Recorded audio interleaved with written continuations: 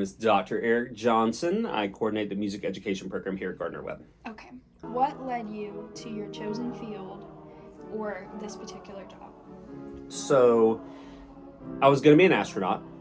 Right. And then I failed high school biology, so I said, what else am I good at? And I was good at music, French horn player, choir singer. And so I kind of had this honor choir experience working with this conductor. His name was Granville Oldham. And I just took the sense from him. It's really morbid, but I kind of had the feeling of if he had gone back to his hotel room and died that night, his life would have been completed because he was doing what he loved, which was inspiring people through music. And so I was like, Right. I want to feel that way. And so that led me to education. And then I was like, well, do I want to be a band director or a chorus teacher? And then it kind of came down to, well, I don't want to have to learn every instrument, so I think I'll go chorus. And I got more money as a chorus focused education person anyway. So yeah, I did that degree and then taught middle school for 10 years. Got a master's while doing that, and then got really into teacher development. And the way to do that is get a doctorate. So I got a doctorate, and Gardner-Webb was open, and it was a position that would bring me back to my home state. So that's how I got here. Okay. And it's now year 5 Year 5. at GW.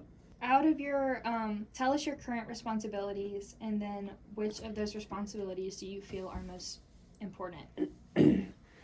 So I teach all of the music education coursework in the primary teaching aspects of it. I don't do the secondary methods, but I do all the main methods classes. So I get the privilege of exposing students to a lot of different curriculums and a lot of different approaches and showing them different tools and tips and tricks that they can integrate in their teaching to engage students in more than just rehearsing the notes on the page.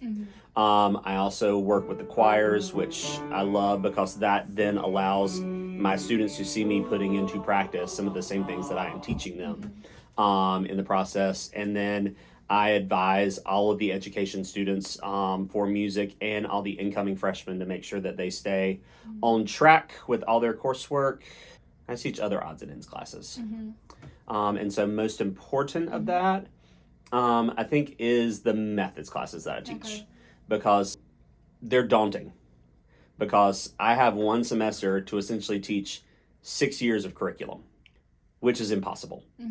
But what I do is I structure it so that I give students varied experiences and then help them develop the critical thinking skills so that when they are on their own and they get put in a situation where they might be teaching elementary music and have to create curriculum pre-K through 5 or K through 5, that they know the resources, they know the general framework and structure, and then can use those critical thinking skills to help fill in the gaps as they go.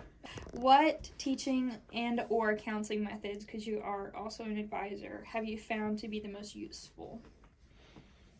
So definitely teaching is kinesthetic. That's the thing I love about our curriculum is, with the elementary method class, we are playing the instruments, we are doing the dances, we are, being both the teacher and the student. And then in secondary methods, we have 3 modes of peer teaching, one via ukulele, the other via recorder, and the other via choir.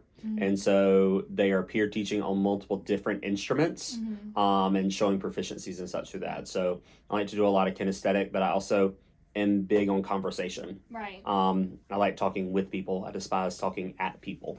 I want people to talk with me. So that's generally how I like to teach and flow. What do you feel is most needed for today's students, and what are some problems that are preventing those needs being met, and then what would your solution to the problem be? Students need flexibility. They've got to understand that, yes, they are in charge of their room, and they are the one that sets the environment of their classroom, but at the same time, it only takes one girl who got broken up with in the hallway to just derail your entire plan for the day. Right. And so some people can't get past that, and then it becomes a bigger issue where it becomes the students versus them. Right. because they feel you're ganging up on that student. And so I try to instill in my students that you've got to be flexible. You've got to be able to go with the flow. I mean, I'll never forget one of our computer teachers was just like crying in the teacher's lounge, like, when do I pee? Oh. And I'm like, you just go and you make it happen. But it was during testing, and Yeah. you know, the schedules just kept getting changed every hour because this room was holding over and this room was not. And so, you know, like, I ate lunch in my classroom. Is it the end of the world? No. I Right. still ate lunch. And I had my kids were like, y'all, chill. I got to go to the bathroom real quick. And I came back and there's no blood. Right. You know, you just got to be flexible and go with the flow in education, because the flow of education is constantly changing. Right. There really is no way to fix that. Mhm. Other than just, you know, let them know that, hey, it's going to be this way. Yeah. And you just got to, some days you just got to roll with it. Mhm. Professor is how There- can I? Things in life to stress about. Mhm. And if we don't make mountains out of molehills, Right. it's all small stuff. Right. So now that you know how you want to interact with your students, what are some of the best ways you feel motivate students to commit and or pursue greatness? The curriculum. Okay. If it's something that they are vested in, you know, it's just like, that's why I love teaching music survey, which is the, you know, basic music survey class for non-majors. Because if I can get them talking about music, then that's what's keeping my teaching skills sharp. You know, being able to make those connections and make it relevant to them, let them see how Buxtehude paved the way for Billie Eilish, you know, can kind of pull things through Yeah. and make things work. I find some of the band people are like, why are we having to teach chorus? Mhm. And I'm like, well, you are K-12 music certified. Right. And so you could, yes, be hired for a band position, but congratulations, they've also given you a section or two of chorus. Right. I had a section of strings when I was student teaching. And I skipped the 2 days that we covered strings in one of my methods classes. So I was really lost. But we made it work. We made it happen. So you just got to have, you know, let them know that, hey, you got to see the big picture. And the big picture is, at the end of the day, you are labeled as a K-12 music educator. Right. You may only be K-6 elementary music or 612 choral qualified. Right. But according to the state of North Carolina, you are certifiable Right. as K-12. Responsible. Yeah. Do you have any additional concerns just about like the world of education and the way it's progressing? Oh, yeah. Oh, yeah. There's a whole mess of issues right now in education. A huge lack of support. It's just, I hate to say it's funny, but, you know, Almost during in a Shakespeare comical tragedy yeah, way. during COVID, when the parents had to be the teachers, they're like, oh my This is gosh, hard. this is so hard. I can't believe that people do this every day with 30 kids Yeah. when I can barely get my one. But then how quick it turned around Yeah. to, you know, and so I think that's the big, no one wants to take the accountability I that, agree. you know, it all starts at home. We can only do so much in the 6 hours a day that we have them Right. in that building. And, you know, if they're not getting those basic needs at home, then they're never going to be able to excel in the academic place. In our corner of the world, since we're not a core academic, we are core in life, but we are not academically core, then ours is seen as not as valued. You know, one of the teachers referenced us as not being real teachers, the electives, my heart. the elective people. And Joan looked at her and said, we all stood in the same line to sign up for classes at school. You just got in the wrong one. Yeah. But, you know, we are even looked down on within our profession. Oh, that's so true. Because, I mean, I just sing all day. Right. What learning is there occurring? form Yeah, of something. and a lot of students, they don't come to school for the quadratic equation. They don't. They come for that expressive outlet. You're good. I like the tangents.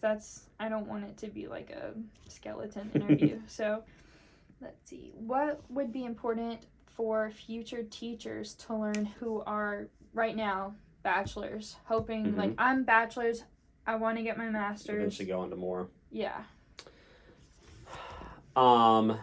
Number one, teach. Okay. Teach. When I did my master's at Florida State, it was a summer master's program. So my coursework was in the summertime. I only had one thing during the school year, and it was built into what I was doing with my teaching. So I was able to just focus on school, me, and then focus on school, my kids, separately. The belief, and basically everyone in my cohort was of the belief that you had to have taught 5 years to be able to do this program. So everybody in my cohort had multiple years of experience, and so we approached things in such a way. And then the class that came behind us, our second summer, their first summer, had some that had just graduated in May, had been teaching for just a year, and they, in our eyes, asked such stupid questions just because they weren't experienced. Right. So I always get really frustrated with people who just go straight through without taking a minute to pause and do the thing. Because number one, you've got to see where you want to grow to be able to make the most out of an advanced degree. You're not getting as much out of it. Right. And I also have had friends who have gone undergrad directly into masters and then gone to teach, and they quit after the first year, and you've just wasted 7 years and thousands of dollars in the process. My biggest piece of advice is do the thing to make sure it's the thing, right, so that you can then make the most of a graduate degree. I was gonna quit teaching and do my master's full-time, where you take 2 years off and you just invest in the master's. And someone said to me, well, Eric, do you want to bank 2 years worth of knowledge and then try to apply it? Or do you want to get that knowledge in the summer, immediately apply it? It may not work. Oh, wow. Then you have the ability to come back next summer and say, okay, Dr. Bowers, you told us to do this. I did this. It blew up. What did I do wrong? Well, I mean, I never saw myself getting a doctorate. But then a different avenue opened up. And if I wanted to keep going down that avenue, the doctorate was the way. Right. And with teaching, because I do know eventually I'm going to be a student teacher, what qualities or skills would you consider to be the most important in a new teacher? Once again, I go back to being flexible, going with the flow, and just being able to have a presence. Yeah. I tell people all the time, the ability to play piano and give the look is something that takes a lot of practice. Right. But I mean, like, I can be playing that soprano line, they're over there, but I'm staring down that girl in the alto section. Yeah. Until she just, gets uncomfortable. Yeah. But then she calms down because she's like, oh, he does see. Having that presence that shows that I'm in control. I'm going to work with you, but you need to work with me. Yeah. You'll notice with chorale, there's times when I'm like, let me tell y'all this story. Right. I just got to tell y'all this.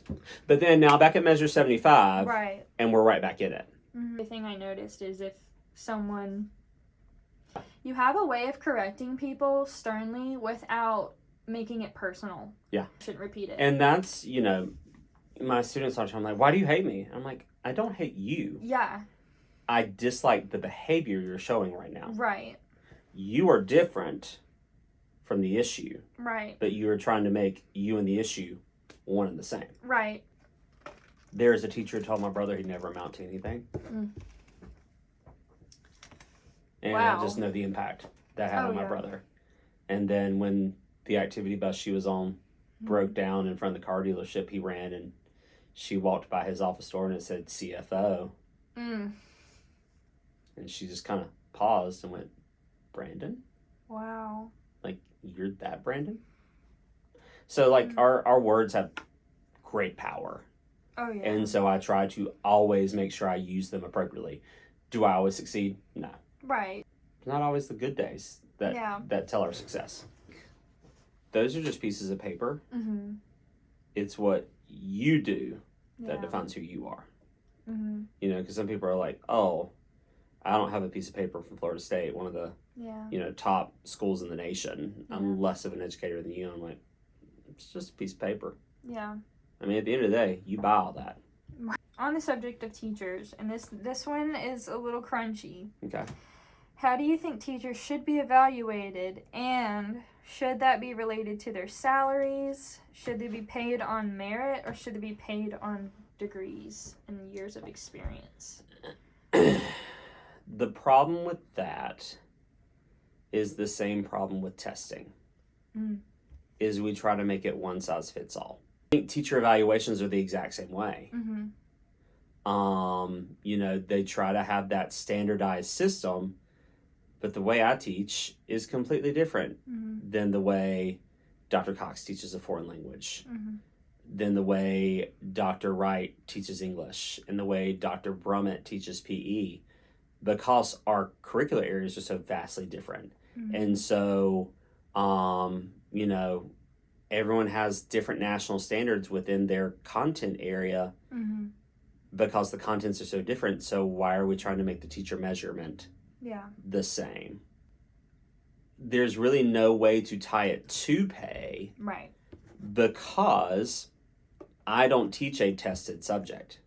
Right. Yes, I can take my students to music performance assessment events, but there's nothing that requires I do that. Right.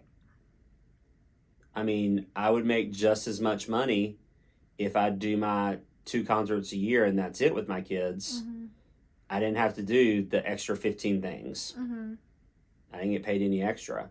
But I did it because that's what, in the end, impacted their growth. Right. And so I think the closest and best measurement to compensation has been when it's tied to school growth. So I think that incentivizes everyone to work as a team for the betterment of the student. I'll have to say, I don't think it's easy to evaluate everyone on the same model. Last question. What is your greatest satisfactions in your work, as well as your biggest frustrations? The greatest satisfaction in my work is graduation day. Okay. Just watching the people walk across the stage, but thinking about the first time they walked into the room and how far they've come from those 2 times. Because, you know, I get to be that constant factor that's here from audition day, if I can be, you know, because I know I missed yours, but, you know, till they're done. The most frustrating is there's just not enough time. But I just wish I had more time to do more. This is just me thinking after everything you said, do you feel like you've reached a point where you're not content? Because I feel like as musicians we should never be content with what we're doing, but is this like this type of professor, is this where you want to be forever? No. Do you want to be like a dean of music? No, I don't want to be a dean. I don't want the admin stuff. Where do you want to go next? I love my job here at Gardner Webb. Do not get me wrong. You can't leave as long as I'm here. And I am very fortunate to have a job here and to be able to do what I do here. But at the same time, going back to our earlier conversation, I was certified K-12 music.